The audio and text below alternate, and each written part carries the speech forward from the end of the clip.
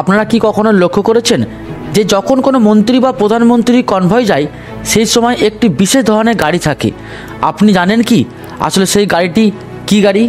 গাড়িটির ভেতরেই বা কী থাকে? কি কাজ এই গাড়িটির? চলুন জেনে নেওয়া যাক বিস্তারিত। তার আগে অতি অবশ্যই আমাদের অ্যামেজিং মোটিভেশন চ্যানেলটিকে লাইক অ্যান্ড সাবস্ক্রাইব করে রাখুন ও ফেসবুক পেজটি ফলো করুন। এই গাড়িটিকে বলা হয় RCIED জ্যামার কার, অর্থাৎ এটি একটি নেটওয়ার্ক জ্যামার। এটি মূলত প্রধানমন্ত্রী বা মুখ্যমন্ত্রী ছাড়াও বড় বড় ভিআইপিরা এটি ব্যবহার করে থাকেন। এই গাড়িটির কাজ হলো পুরো কনভয়কে রাস্তা দিয়ে কভার করে নিয়ে যাওয়া। কারণ রাস্তায় যদি কোনো রকম বিস্ফোরক থাকে তাহলে এই জ্যামার 2 কিলোমিটার কভার করে রাখে, তখন সব নেটওয়ার্ক বন্ধ করে দেয়। তার ফলে বিস্ফোরক হতে পারে না। রিমোট কন্ট্রোল এক্সক্লুসিভ ডিভাইস বা সংক্ষেপে IED বলা হয়।